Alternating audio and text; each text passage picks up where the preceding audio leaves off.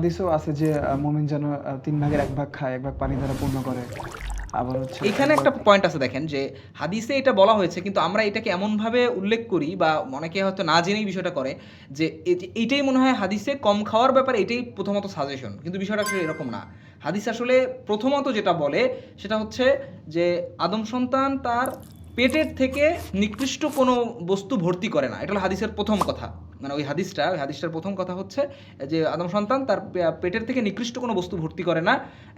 একজন মানুষের জন্য মেরুদণ্ড সোজা রাখার জন্য যতটুকু খাবার দরকার ততটুকুই যথেষ্ট, এটা হলো হাদিসের প্রথম সাজেশন। যে তাহলে কতটুকু খেতে হবে আমাদের, সেটা হচ্ছে একজন মানুষের সুস্থ থাকার জন্য, সবল থাকার জন্য, মেরুদণ্ড সোজা রাখার জন্য যতটুকু খাবার প্রয়োজন।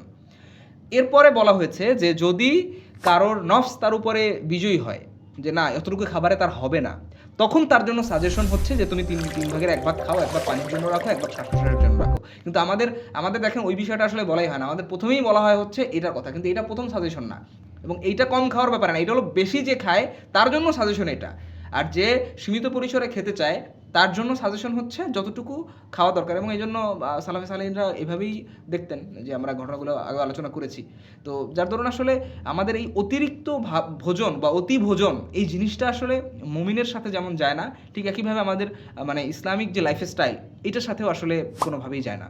বা আধুনিক চিকিৎসা বিজ্ঞানে আপনি দেখবেন যে ডাক্তাররা এখন কম খাওয়ার ব্যাপারে বা হেলথের এক্স্যাক্টলি ব্যাপারে এইটাই দেখেন। এবং মানুষ সুস্থ থাকার জন্য ডাক্তাররা বলতেছে যে অতিরিক্ত খাওয়াটাই মানুষকে হচ্ছে অসুস্থ করে দেয়।